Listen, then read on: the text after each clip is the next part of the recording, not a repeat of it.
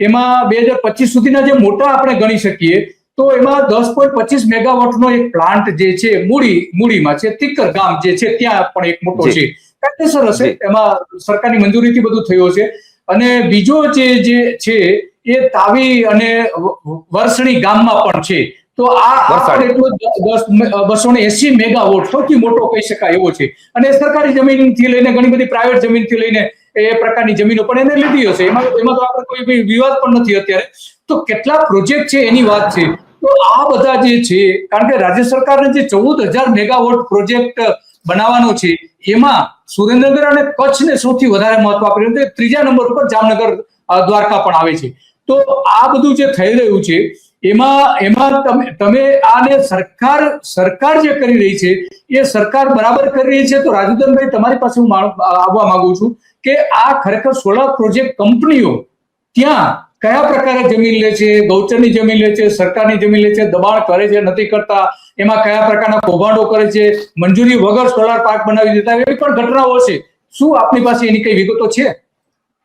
વિગત સંપૂર્ણ આપું, પણ વાત એ છે કે સરકાર જ્યારે કંઈક પણ આવું કરે કે ભાઈ સોલાર થી આપણે ક્રાંતિ લાવશું, ત્યારે નીચે એક આઈએસ અધિકારીઓની ટીમ હોય ને, એ બધા કે પપ્પા બિસ્કિટ લાવ્યા, પપ્પા બિસ્કિટ લાવ્યા. એટલે જે જિલ્લામાં જે હાલત હોય તો ભાઈ સરકાર જે નક્કી કરે છે એમાં આપણે જાણે તન મન ધનથી જોડાઈ જઈએ અને એમાં જે કઈ બિસ્કિટ ખાવા મળે એ ખાઈ લઈ. અને પછી અહીંયા જે સ્થળ ઉપર જે કઈ કરવું પડે ને એ સરકારને હારા થવા માટે, પોતાના ખીચા ભરવા માટે આ દરેક આઈપીએસ ને આઈએસ અધિકારીઓ આજ સુરેન્દ્રનગરમાં કરે. અને એમાંય અહીંયાના સ્થાનિક નેતાઓ તો જે સત્તા પક્ષ છે એ તો એ સરકાર કે એની જોડે જોડાઈ જાય છે અને એનું કમિશન મળતું હોય એ મેળવી લેતા હોય છે. એટલે જેટલા પણ આઈએસ અધિકારીઓ અહીંયા આવ્યા, કલેક્ટરો આવ્યા, કે રાજેશે કૌભાંડ કર્યું, કે ભાઈ સંપત્તિ હોય કે ભાઈ જે કઈ હોય, એક બે ફાઇલો તો એમના ટેબલ ઉપરથી પસાર થઈ જ છે. પણ કોકે મોટો કોથળો વેરો હોય તો એ કોથળો ફાટી જાય ને એમાંથી થોડાક રૂપિયા પડી જાય ને કોકની નજર પડી જાય, એની જેવી વાત છે. એક કંપનીને ના આપ્યું, બીજી કંપનીને આપ્યું, એટલે એ કંપની આ લીકેજ બહાર કર્યું હોય એવું બને. પણ જે રીતે સરકારની ચાંપલુસી કરવામાં આઈએસ અધિકારીઓ પોતાના અલગથી બિસ્કિટ નાના નાના જે પપ્પા બિસ્કિટ એ ખીચામાં મૂકી રહ્યા છે, અને આ બાબત ઉપર સુધી ગઈ ત્યારે આ ઈડી ની રેડ થઈ છે. પણ દૂધનું દૂધ ને પાણીનું પાણી થતું જ નથી. જે લાખો કરોડો રૂપિયાની જમીન હતી એ વેચી મારી ચોટીલા કે રાજેશે.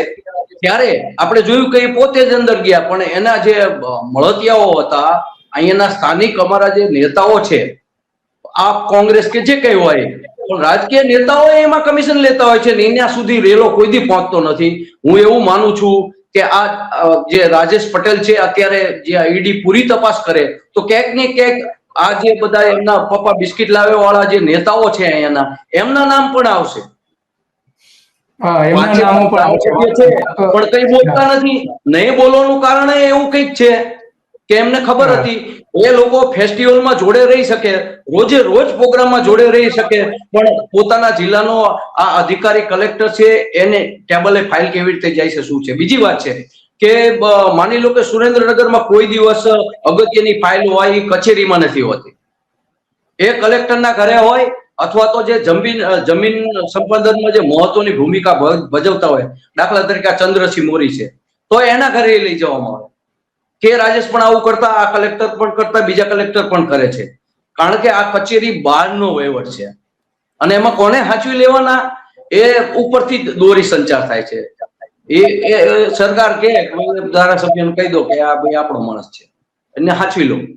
એટલે આ બધા એક મીંદડીના 7 બચ્ચા જેવું છે, બધા જ દૂધ પીવે છે, કોઈ નથી પીતા એવું નથી. પણ જયારે આવું કઈ થાય ત્યારે કોઈ બોલતું કેમ નથી? જે નજીક છે, એમપી નજીક હોય, ધારાસભ્ય નજીક હોય, જે પણ કલેક્ટરની સંકલન સભામાં હાજર રહેતા હોય, એ જો સુરેન્દ્રનગરને ચાહતો હશે, સુરેન્દ્રનગરની માટીમાંથી મોટો થયો હશે, તો એને બોલવું જોઈએ કે આ મારા સુરેન્દ્રનગર સાથે ખોટું થઈ રહ્યું છે. ખોટું થઈ રહ્યું છે. યસ, વાત સાચી, વાત સાચી. તો વિક્રમભાઈ જે વાત કરી, જેટલા અધિકારીઓ છે એ આ જ પ્રવૃત્તિ કરવાના છે. કારણ કે એને તો શું કે સોલાર સરકારી છે, ચલો એમાં જઈ, હીરાસર એરપોર્ટ છે, ચલો એમાં આપણે કામ સરકારનું કરી દઈએ. હવે હું તમને કહું કે જે જમીનનું નાની નાની જમીન ને એના કામ હોય ને, ત્યારે તમારે ધારાસભ્ય પાસે જવું પડે કે થોડીક ભલામણ કરી દો ને, તો વળી બીજા ત્રીજા એના મળતિયા દ્વારા ભલામણ કરી દે અને આ એનું કામ તમારું ઝડપી થાય તો શું આપશો?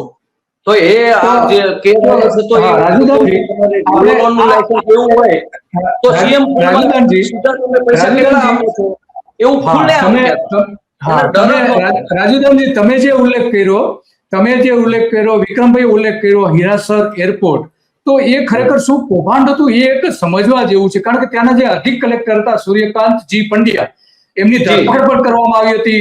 ચોટીલાના તત્કાલીન નાયબ કલેક્ટર વીડી ચૌહાણ હતા, એને પણ એની સામે પણ ગુનો નોંધાયો હતો. દળવી હતા, એની સામે પણ એને તાત્કાલિક ફરજ મૂકવી આવી હતી. આટલા આકરા પગલાઓ ભરવામાં આવ્યા હતા. કારણ કે અહીંયા રાજકોટ શહેર, વડોદરા રાજકોટ શહેરની મિલકતો એમને જે વસાવી હતી એની પણ તપાસ કરવામાં આવી હતી અને 70 લાખ રૂપિયા યુકે મોકલ્યા હતા એવો પણ પોલીસ સત્તાવાળાઓ દ્વારા કર્યું હતું. આ જે જમીન કૌભાંડ જે હતું એ બામણબોરના જીવાપર ગામની ફાજલ સરકારી જમીન, જે આપણે નકશો જોઈ રહ્યા છીએ, એ જમીન ખેતી જમીન ટોચ મર્યાદા એલસીસી નું ખોટું અર્થઘટન કરીને ખાનગી વ્યક્તિના નામે કરી દીધી હતી. એસીબીમાં એની ફરિયાદ નોંધાવી હતી. સરકારને 3.23 કરોડ રૂપિયાનું નાણાકીય નુકસાન થયું હતું અને 17 વર્ષ બાદ ફરીથી એને કેસ ચલાવવા માટેનો જે સુપ્રીમ કોર્ટમાં જે કેસ ચાલ્યો હતો એનું ખોટું અર્થઘટન કરીને. તો આ જીવાપરની જે જમીન હતી ત્યારે કહેવાતું હતું કે 280 કરોડની હતી. પછી જે બધી જમીનોનું જયારે તપાસ થઈ ત્યારે એક એવો અંદાજ મૂકવામાં આવતો હતો કે 800 કરોડ રૂપિયાની આ જમીન હતી. 528 એકર જમીન ટોચ મર્યાદા ધારા હેઠળની સુપ્રીમ કોર્ટની જે ગાઈડલાઈન હતી, સુપ્રીમ કોર્ટે જે જજમેન્ટ આપેલું હતું એનાથી વિપરીત જઈને આ બધું કરવામાં આવ્યું હતું. તો ખરેખર તો આ અત્યંત ગંભીર બાબત છે, મારી દ્રષ્ટિએ બહુ ગંભીર બાબત છે.